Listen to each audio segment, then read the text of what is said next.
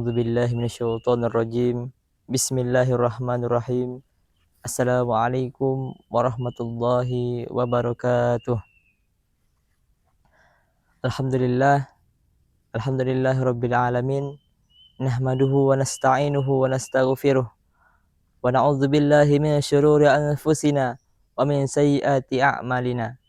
May yahdihillahu fala mudhillalah wa may yudhlilhu fala hadiyalah. Asyhadu an la ilaha illallah wa asyhadu anna Muhammadan abduhu wa rasuluh. Allahumma salli ala sayyidina Muhammad wa ala ali sayyidina Muhammad.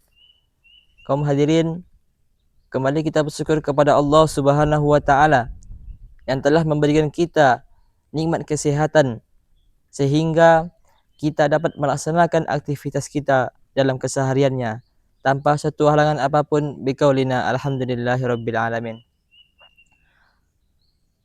Allah Subhanahu wa taala berfirman di dalam Al-Qur'an yang berbunyi, A'udzu billahi minasyaitonir rajim. Bismillahirrahmanirrahim.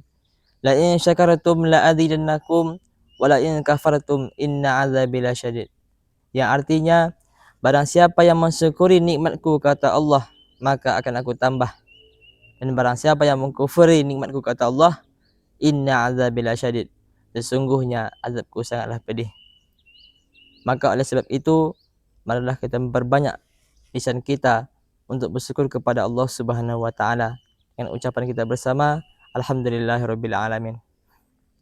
Yang kedua kalinya salat beserta salam tak lupa pula kita hadiahkan kepada Nabi Muhammad sallallahu alaihi wasallam yang telah membawa kita, yang telah membawa agama Islam ini dari zaman jahiliyah hingga zaman sekarang ini.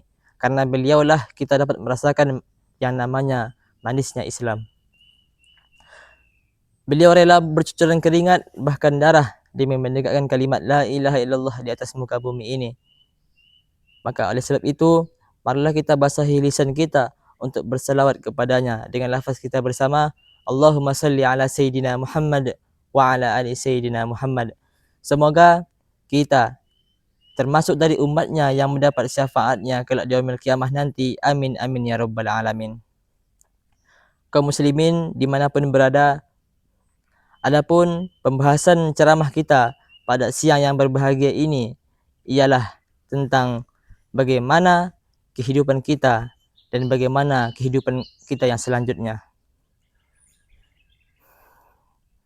Bukankah Rasulullah SAW telah berpesan kepada umatnya, tidak ada sesuatu yang kekal di muka bumi ini, tidak ada sesuatu yang abadi, karena yang abadi di dunia ini hanyalah Allah Subhanahu wa taala. Semua yang telah Allah ciptakan pasti akan musnah, pasti akan punah. Begitu juga manusia. Setiap manusia yang telah Allah ciptakan pasti semuanya akan merasakan yang namanya kematian. Sebelum kematian itu tiba, umat manusia akan merasakan yang namanya sakitnya sakaratul maut. Seperti di dalam peribahasanya, perumpamaan sakaratul maut, sakitnya sakaratul maut, yaitu seperti domba yang dikuliti hidup-hidup dan seperti jarum yang ditusukkan kepada lubang yang sama dan seperti pedang yang ditebas berkali-kali ke tubuh manusia. Begitulah rasanya sakitnya sakaratul maut. Setelah itu, manusia akan menempuh yang namanya kematian. Allah Subhanahu wa taala berfirman di dalam Al-Qur'an yang berbunyi, kullu nafsin za'iqatul maut wa innama tuwaffawna ujurakum yaumal qiyamah. Yang artinya setiap manusia pasti akan merasakan yang namanya kematian, dan pada hari kiamatlah mereka akan menerima balasannya.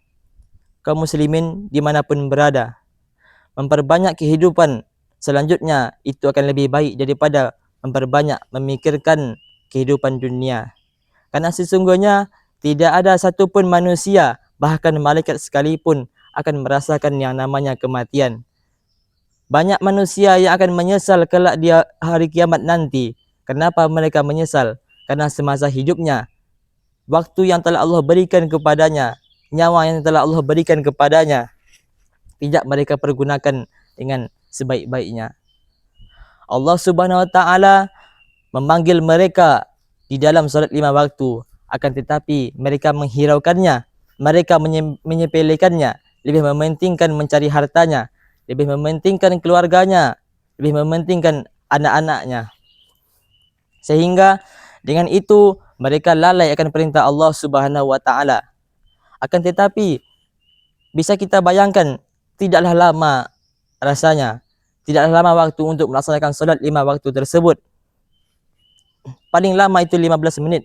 Akan tetapi karena hatinya tidak terbiasa untuk beribadah kepada Allah Subhanahu wa taala, sehingga mereka menyepelekan atas panggilan Allah Subhanahu wa taala tersebut. Mereka menyesal semasa hidupnya tidak mempergunakan amal, tidak mempergunakan kehidupan yang telah Allah berikan kepadanya. Tidak mempergunakan kesempatan yang telah Allah berikan kepadanya. Allah Subhanahu wa taala memanggilnya, akan tetapi mereka lalai. Mereka seperti tidak mendengar panggilan Allah Subhanahu wa taala. Mereka menyepelekan panggilan Allah Subhanahu wa taala, maka mereka akan menyesal kelak di yaumil kiamah nanti. Setiap manusia pasti akan merasakan yang namanya kematian. Akan tetapi an-nasun naum, manusia itu tertidur, dan manusia itu akan terbangun ketika sudah pada waktu yaumil mahsyar nanti. Setiap manusia pasti akan merasakan yang namanya kematian. Mereka akan menempuh yang namanya kematian. Akan tetapi bagi manusia yang mempergunakan masa hidupnya dengan sebaik-baiknya, dengan memperlakukan kehidupannya untuk mencari ridha Allah Subhanahu wa taala, maka mereka akan beruntung kelak di yaumil kiamah nanti. Mereka akan masuk ke dalam surganya Allah Subhanahu wa taala. Akan tetapi sebaliknya, ketika manusia tidak mempergunakan kehidupannya dengan sebaik-baiknya, tidak mempergunakan waktu yang telah Allah berikan kepadanya, maka mereka akan rugi serugi-ruginya, dan mereka akan dimasukkan oleh Allah Subhanahu wa taala ke dalam neraka yang sangat pedih tersebut. Mungkin demikianlah ceramah singkat yang dapat saya sampaikan. Apabila ada kesalahan, saya mohon diberi maaf. Afwa minkum, Assalamualaikum warahmatullahi wabarakatuh. Maka oleh sebab itu, selagi Allah masih memberi kita kehidupan, selagi Allah masih memberi kita nikmat hidup untuk bernafas, marilah kita pergunakan dengan sebaik-baiknya. Marilah kita pergunakan untuk mencari hal yang positif, melakukan hal yang positif, supaya kita mendapatkan ridhonya Allah Subhanahu wa taala. Kita pergunakan kehidupan kita dengan sebaik-baiknya. Kita jauhi perkara yang buruk dan mentaati apa yang telah Allah perintahkan kepada kita semua. Janganlah berfikir untuk masuk ke dalam surga, akan tetapi berfikirlah bagaimana dan berdoalah bagaimana kita terhindar dari yang namanya api neraka.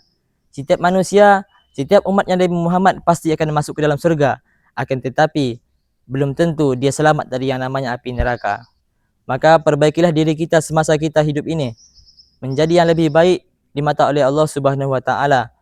Mungkin sampai di sinilah ceramah yang dapat saya sampaikan. Apabila ada kesalahan, saya mohon diberi maaf. Afwa minkum, Assalamualaikum warahmatullahi wabarakatuh.